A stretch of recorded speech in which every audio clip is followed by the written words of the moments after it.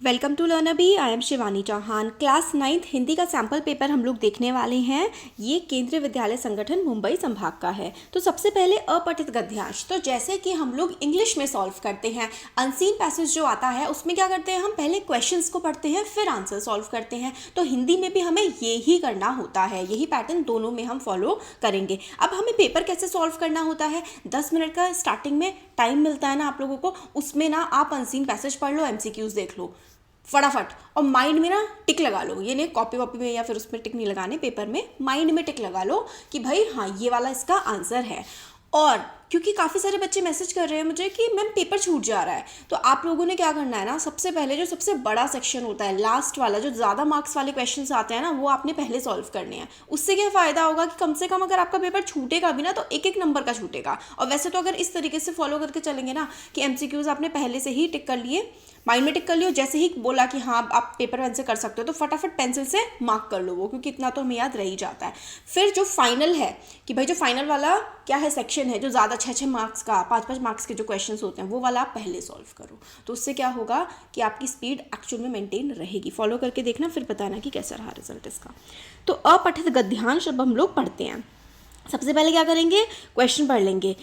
Question क्या है, गांधी जी बड़े वकीलों को हलवा बनाना और सिल पर मसाला पीसना क्यों सिखाना चाहते थे। अच्छा ठीक है। आज़ादी, फिर नेक्स्ट है, गांधी जी आध्यात्मिक प्रयोग क्यों कर रहे थे। फिर थर्ड है, देखो, व्यवसाय को लेकर गांधी जी का क्या विचार था। गांधी जी ने अच्छे समाज के निर्माण के लिए महत्व दिया किस चीज़ को। आज़ाद हिंदुस्तान आत्मनिर्भर, स्वावलंबी और आत्मसम्मानित बने, ये विचार प्रमाण था गांधी जी की। अच्छा ठीक है, ये सारे क्वेश्चन से गांधी जी से रिलेटेड है और देखते हैं, तो यानी कि पैसेज भी गांधी जी से ही रिलेटेड होने वाला है। तो फटाफट से पैसेज पढ़ते हैं। मैं इसको थोड़ा सा बड़ा कर लेती हूँ। तो पैसेज में हमें है कि चंपारण सत्याग्रह के बीच जो लोग गांधी जी के संपर्क में आए, वे लोग आगे चलकर देश के निर्माताओं में गिने गए। चंपारण में गांधी जी न सिर्फ सत्य और अहिंसा का सार्वजनिक हितों में प्रयोग कर रहे थे, बल्कि हलवा बनाने से लेकर सिल पर मसाला पीसने और चक्की चलाकर गेहूं का आटा बनाने की कला भी उन बड़े वकीलों को सिखा रहे थे जिन्हें गरीबों की अगुवाई की जिम्मेदारी सौंपी जानी थी। अपने इन आध्यात्मिक प्रयोगों के माध्यम से वे देश की गरीब जनता की सेवा करने और उनकी तकदीर बदलने के साथ देश को आज़ाद कराने के लिए समर्पित व्यक्तियों की एक ऐसी जमात तैयार करना चाह रहे थे जो सत्याग्रह की भट्टी में उसी तरह तपकर निखरे जिस तरह भट्टी में सोना तपकर निखरता और कीमती बनता है। तो हमें कुछ क्वेश्चंस के आंसर मिल चुके हैं कि गांधी जी बड़े वकीलों को हलवा बनाना और सिल पर मसाला पीसना क्यों सिखाना चाहते होंगे। तो इसका आंसर है, वे गरीब जनता की सेवा करने में हिचकिचाएंगे नहीं, क्योंकि वकीलों को गरीब जनता की ही तो सेवा करनी थी उनके केस लेकर के। तो जब वो हलवा बनाना सीख जाएंगे, सिल पर मसाला मतलब श्रम से काम करना सीख जाएंगे ना वकील, तो वो हिचकिचाएंगे नहीं लोगों की सहायता करने में। गांधी जी आध्यात्मिक प्रयोग क्यों कर रहे थे। तो गांधी जी आध्यात्मिक प्रयोग आज़ादी के प्रति समर्पित लोगों का समूह तैयार करने के लिए कर रहे थे। यहाँ पर देखिए, यहाँ पर यही लिखा गया है, क्योंकि उन्हीं को तो लोगों की अगुवाई करने की जिम्मेदारी सौंपी जानी थी। आध्यात्मिक प्रयोग इसलिए कर रहे थे क्योंकि भाई उन्हीं व्यक्तियों को आगे चलकर जो है देश के लिए काम करना था। व्यवसाय को लेकर गांधी जी के क्या विचार थे, अभी ये आया नहीं है, देखते हैं। गांधी जी की मान्यता थी कि एक प्रतिष्ठित वकील और हजामत बनाने वाले हजाम के पेशे के लिहाज से कोई फर्क नहीं, दोनों की हैसियत एक ही है। उन्होंने पसीने की कमाई को सबसे अच्छी कमाई माना और शारीरिक श्रम को अहमियत देते हुए उसे उचित प्रतिष्ठा व सम्मान दिया था। कोई काम बड़ा नहीं, कोई काम छोटा नहीं, इस मान्यता को उन्होंने स्थापित करना चाहा। मर्यादाओं और मानव मूल्यों को उन्होंने प्राथमिकता दी ताकि साधन शुद्धता की बुनियादी पर एक ठीक समाज खड़ा हो सके। आज़ाद हिंदुस्तान आत्मनिर्भर, स्वावलंबी और आत्मसम्मानित देश के रूप में विश्व बिरादरी के बीच अपनी एक खास पहचान बनाए और फिर उसे बरकरार भी रखे। ये गांधी जी का मानना था। तो व्यवसाय को लेकर गांधी जी के क्या विचार थे? तो उनके विचार थे कि कोई भी काम छोटा बड़ा नहीं होता, उन्हें पसीने की कमाई सबसे अच्छी कमाई लगती थी। किसी भी काम को वो छोटा बड़ा नहीं मानते थे। शारीरिक श्रम को उचित प्रतिष्ठा व सम्मान दिया जाए, ये सारे के सारे सही हैं। तो इसका घ वाला आंसर हो जाएगा। नेक्स्ट, गांधी जी ने अच्छे समाज के निर्माण के लिए महत्व दिया किस चीज़ को? उन्होंने मर्यादाओं और मानव मूल्यों को सबसे ज़्यादा इम्पोर्टेंस दी। एक अच्छे समाज के निर्माण के लिए मर्यादाओं और मानव मूल्यों को उन्होंने प्राथमिकता दी। नेक्स्ट देखिए, आज़ाद हिंदुस्तान आत्मनिर्भर, स्वावलंबी और आत्मसम्मानित बने, यह विचार प्रमाण या गांधी जी की किस बात को दिखाता है? कि भाई आज़ाद हिंदुस्तान जो है वो सही अच्छा बने, तो उनकी देशभक्ति को दिखाता है ना? यही तो उनकी देशभक्ति को दिखाता है। तो ये छोटा सा पैसेज था, और वैसे तो ना हम इसके आंसर्स बिना पैसेज पढ़े ही कर सकते हैं, क्योंकि हमने गांधी जी के बारे में तो ऑलरेडी काफ़ी कुछ पढ़ा हुआ है, बट फिर भी हमने इस तरीके से पढ़ा। नेक्स्ट देखिए क्या है, पोएम है। तो पोएम को थोड़ा और ज़्यादा ध्यान से हमें पढ़ना होता है। चलो आंसर्स पहले देखने के लिए, आंसर्स बनाने के लिए पहले हम क्वेश्चंस देखते हैं। यहाँ से स्टार्ट है। पद्यांश में किन व्यक्तियों की ओर संकेत किया गया है? ठीक है, जो बाधाओं से नहीं घबराते, कर्तव्यों के। दुख आने पर कैसे व्यक्ति नहीं घबराते? उनके बुरे दिन भले दिन में कैसे बदल जाते हैं? धूप को चांदनी बना देने का क्या अर्थ है? और लोहे के चने चबाना, मतलब बहुत ही ज़्यादा मेहनत वाला काम करना है, फिर इस टाइप का ना। चलो, देखकर बाधा विविध बहु घबराते नहीं, रह भरोसे भाग्य के दुख भोग पछताते नहीं। काम कितना ही कठिन हो किंतु उकताते नहीं, भीड़ में चंचल बने जो वीर दिखलाते नहीं। हो गए एक आन के उनके बुरे दिन भी भले, जब सब जगह सब काल में वही मिले फूले फले।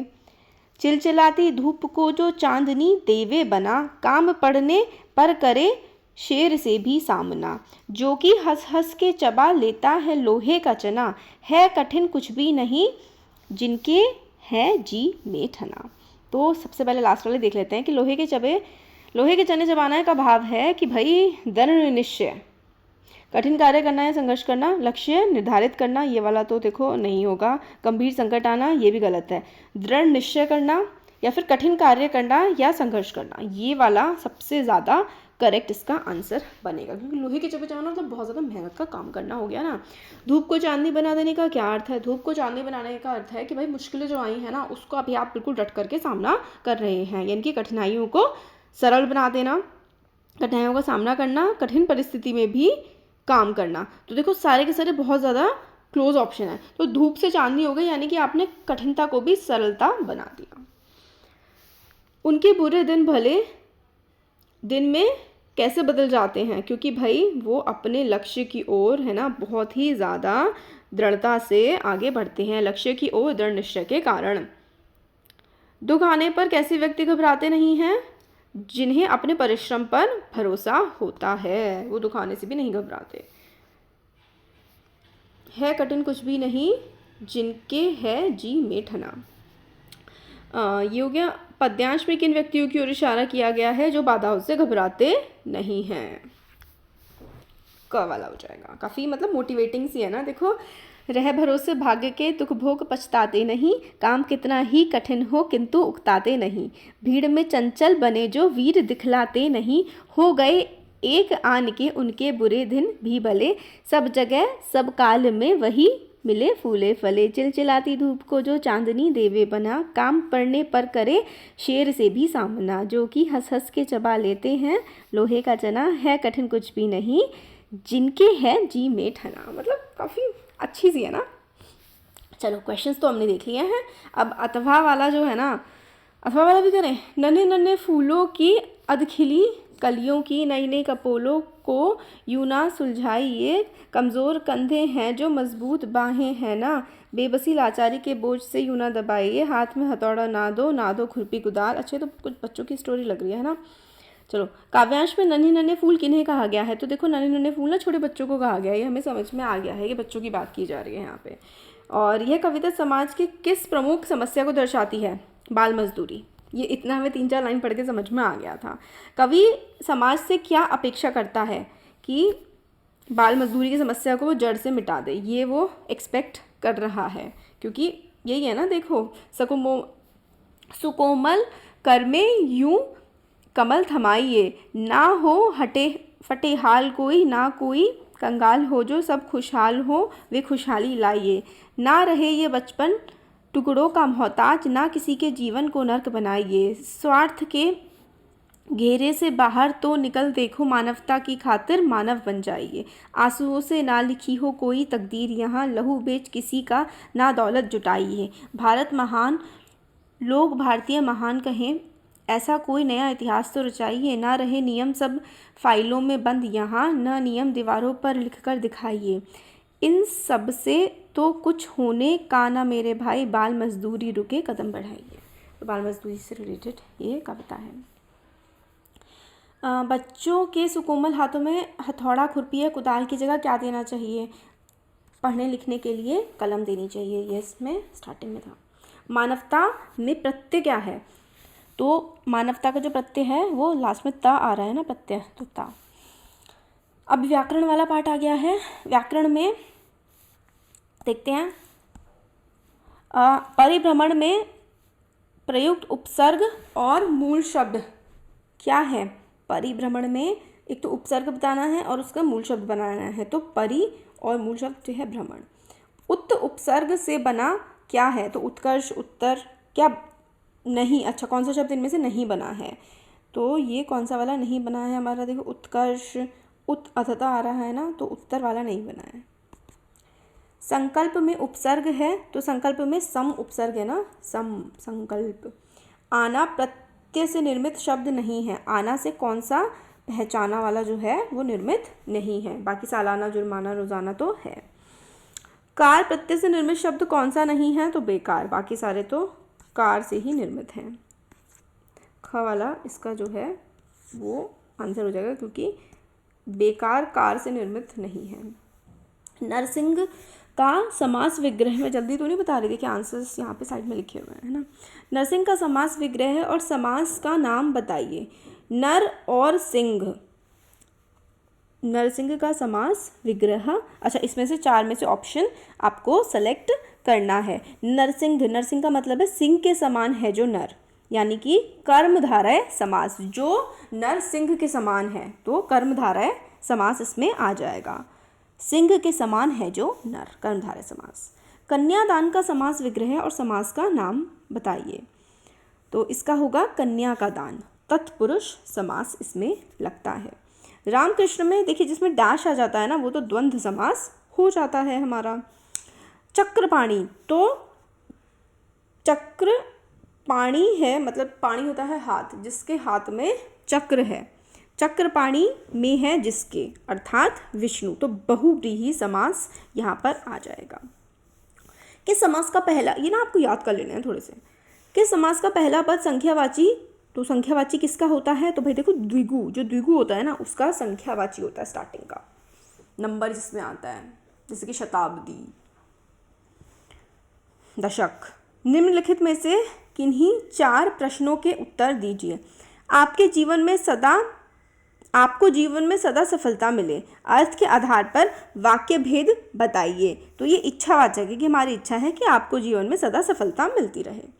उफ, पेट में बहुत दर्द हो रहा है, अर्थ के आधार पर वाक्य का भेद बताइए। तो उफ यानी कि उफ, इस तरीके का जो ऐसा आता है ना, तो इसमें होता है विस्मयवाचक, ये विस्मय करते हैं, अरे ओ वाओ, ये सब विस्मयवाचक होता है। वह मुझसे डरता है, इस वाक्य को प्रश्नवाचक में परिवर्तित कीजिए। तो क्या वह मुझसे डरता है ना, तो ये हो जाएगा इसका प्रश्नवाचक। राम गाना गा रहा है, संदेह, तो संदेह में तो क्या वो ऐसा कर रहा है, या फिर शायद, या फिर हो सकता है, तो इसका जो होगा आंसर वो क्या होगा कि शायद राम गाना गा रहा है। वर्षा होती तो फसल अच्छी होती, अर्थ के आधार पर वाक्य भेद बताइए। होती तो मतलब हम क्या कर रहे हैं, हम थोड़ा सा ना चाह रहे हैं, या फिर हम कोई संकेत दे रहे हैं। वर्षा होती तो फसल अच्छी होती, हम एक संकेत इसमें प्रदान कर रहे हैं। नेक्स्ट देखिए, निम्नलिखित में से किन्हीं 4 वाक्यों के उत्तर आपको लिखने हैं। वह दीप शिखासी सी शांत भाव में लीन, तो इसका कौन सा अलंकार है? इसमें उपमा अलंकार है। नभ पर चमचम चपला चमकी, तो अनुप्रास अलंकार है, बार बार सेम आ रहा है ना। मैया मैं तो चांद खिलौना ली हूँ, तो इसमें रूपक अलंकार आता है।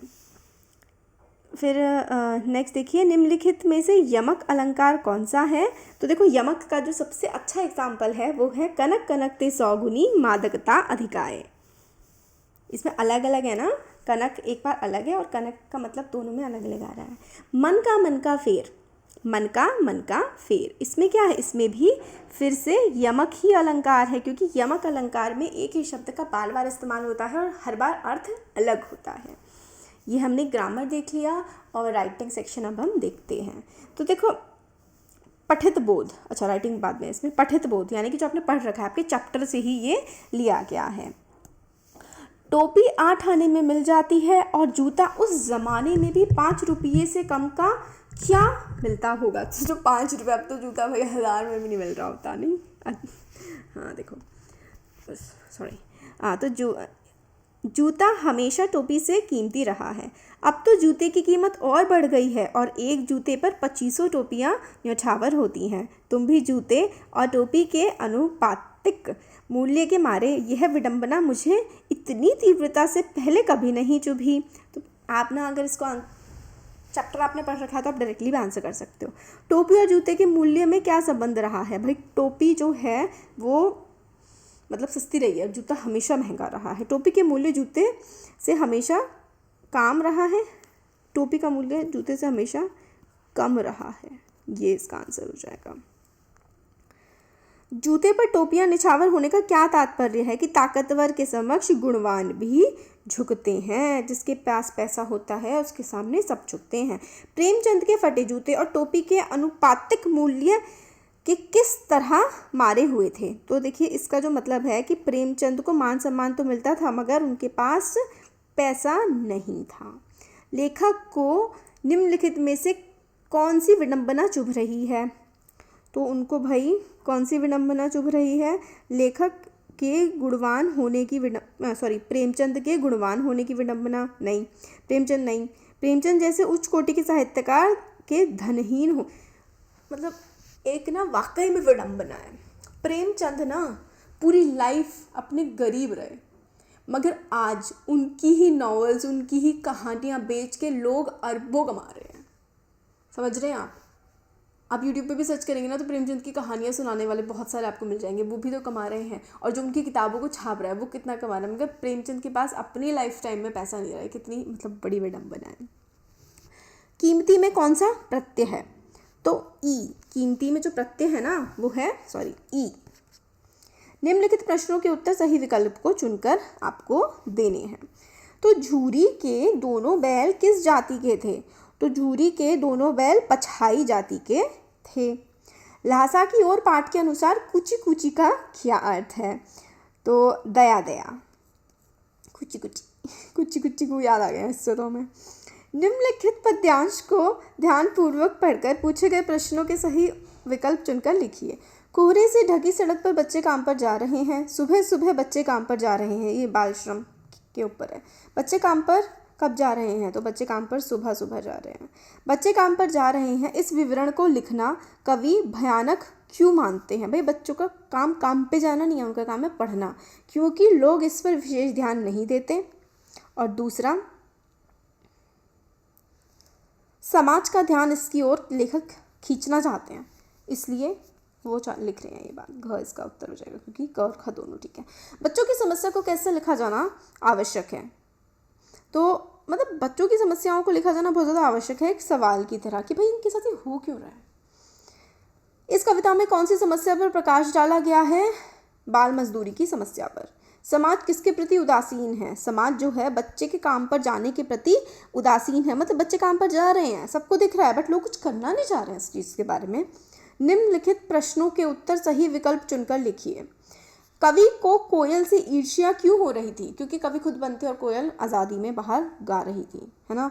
इस वजह से कवि को रोने, मतलब इसलिए तो वो बहुत ज़्यादा परेशान थे। कवि को रोने की आज़ादी नहीं थी, कवि का संसार केवल 10 फुट का था, तो ये सारे के सारे इस वजह से जो है कवि ईर्ष्या कर रहे थे कोयल से। कवि रसखान अपनी आँखों से क्या निहारना चाहते हैं, तो वो ब्रज के वन बाग तड़ाकों को अपनी आँखों से निहारना चाहते हैं। वर्णनात्मक प्रश्न है, दो बैलों की कथा कहानी में बैलों के माध्यम से कौन कौन से नीति विषयक मूल्य उभर कर आए हैं।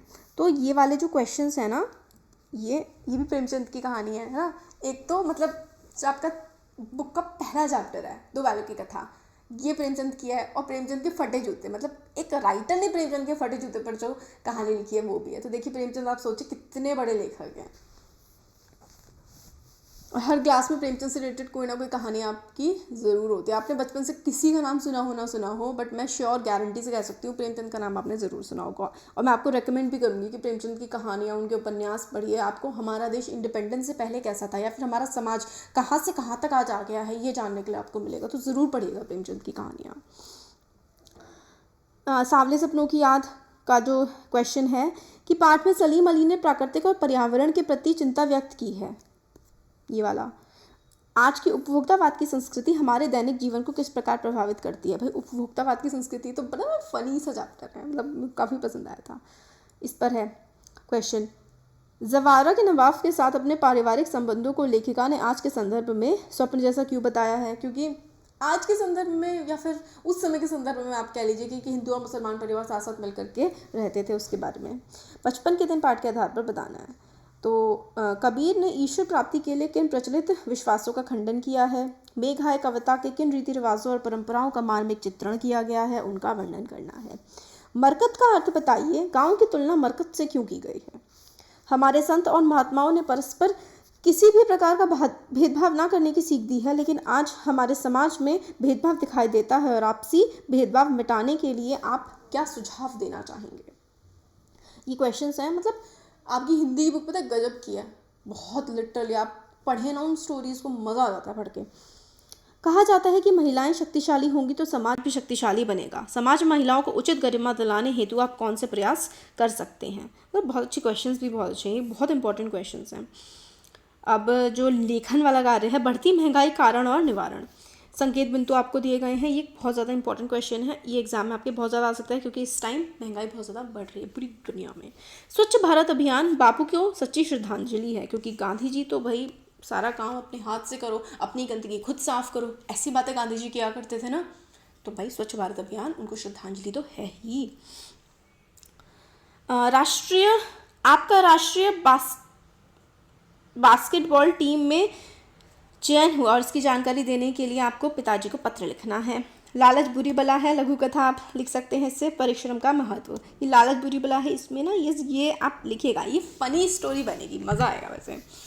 यूनियन बैंक ऑफ इंडिया के शाखा प्रबंधक को एटीएम कार्ड प्राप्त ना होने की शिकायत दर्ज करते हुए ईमेल लिखना है। तो ईमेल की जानकारी, ईमेल लिखना है आपको।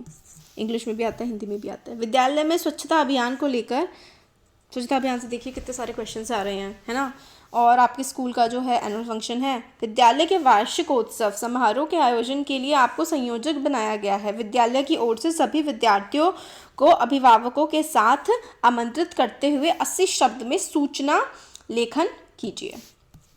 तो ये है, ये हो गया हमारा पूरा का पूरा क्वेश्चन पेपर। वीडियो पसंद आया तो like share and subscribe. Thank you.